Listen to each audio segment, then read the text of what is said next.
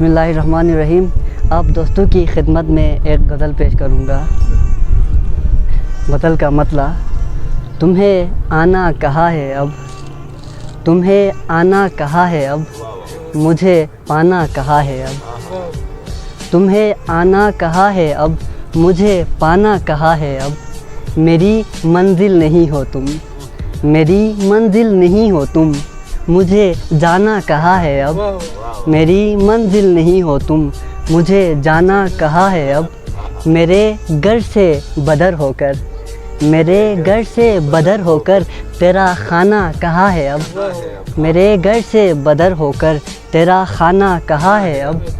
अभी तक आसमां में हो, अभी तक आसमां में हो, इश्क बरसाना कहाँ है अब।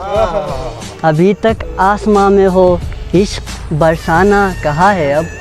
बहुत मशहूर था पुन्याल, बहुत मशहूर था पुन्याल, वो मेखाना कहाँ है अब। वो मेखाना कहाँ है अब।